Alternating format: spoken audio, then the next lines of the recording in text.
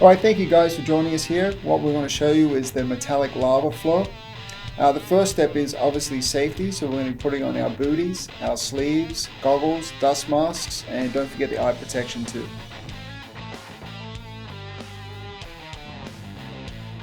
So the first thing that we're going to start off with is the 4195 primer. It's the direct to concrete epoxy primer, holds back approximately 8 pounds of moisture pressure, and you'll get approximate coverage of around 200 to 250 square feet per gallon, depending upon the porosity of the concrete itself.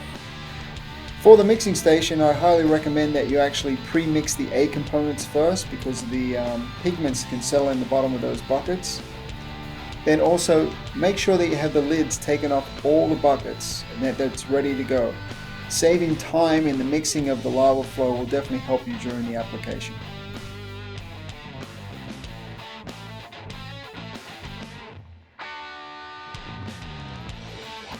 With the mixing station, I would like to have some drop cloths down there. Painters drop cloths work extremely well, and or some cardboard to protect the concrete underneath.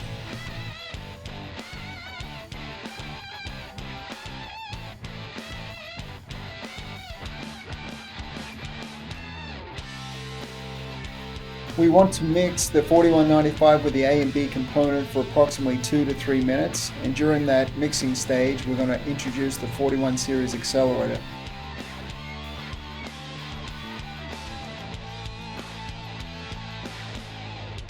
The 4195 will typically cure in anywhere from 8 to 10 hours depending on the temperatures. What we have here is 2 accelerators per 1 gallon kit. The floor should be dry within 4 to 6 hours. Slowly add the accelerator into the mix as you're blending it. It's also very important to mix all the products in the Versatile line with a Jiffy type mixer, not with a stir stick.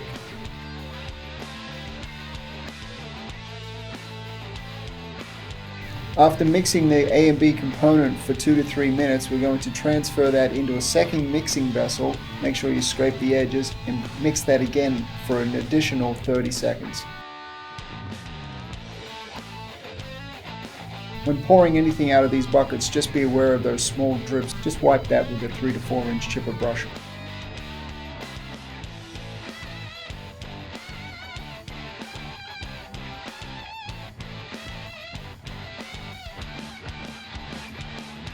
After mixing the product for an additional 30 seconds, we're going to pour the product off into 2 cutting pots, approximately 1 to 2 inches. We're going to use these cutting pots to cut in around the edge of the stem walls in the garage or around posts and pylons with a 3 to 4 inch chipper brush.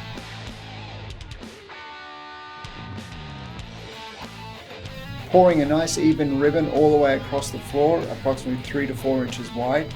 We're going to begin dispersing that product with our 3/8 lint-free 18-inch roller, and we're going to roll that product all the way across the surface. Use a 4 to 6 inch weenie roller. It'll be very helpful for you around the edges and make the installation flow a little bit faster.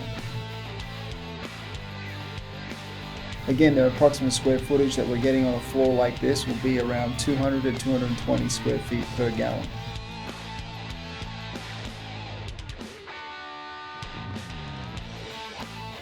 Have your helper mix the products in the same fashion as we showed you earlier in the video. Whilst using the accelerators, the pot life in the product will remain at around 30 minutes, but the dry time on the floor will be greatly enhanced. Have the helper pour that ribbon across the floor in front of you as you're rolling it to help you keep that wet edge.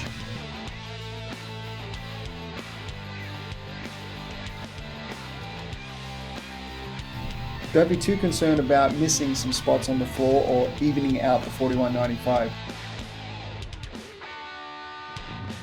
Whilst applying the 4195 over the porous concrete, you will experience outgassing bubbles. The back rolling will help eliminate these bubbles. This will ensure uniformity all the way across the floor.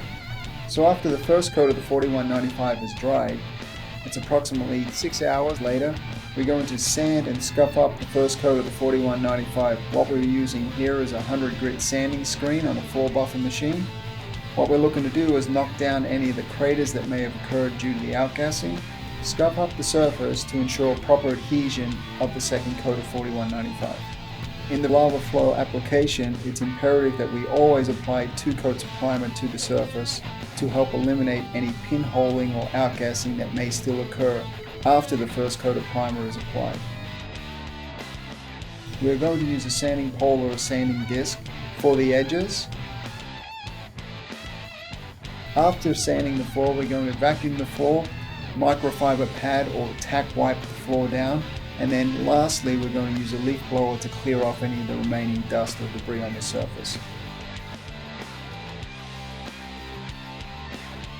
Now we're ready for the second coat of the 4195. We're going to mix this, as explained in the video a little bit earlier, for a full 2 to 3 minutes.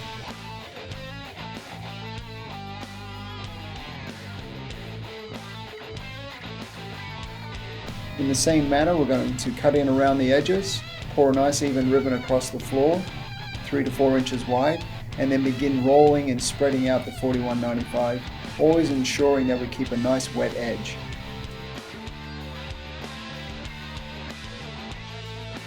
Whilst rolling out the floor, we have our helper mixing the second kit in the same fashion that we showed in the video earlier. This is very important as we are using accelerators. Again, always back roll the entire surface.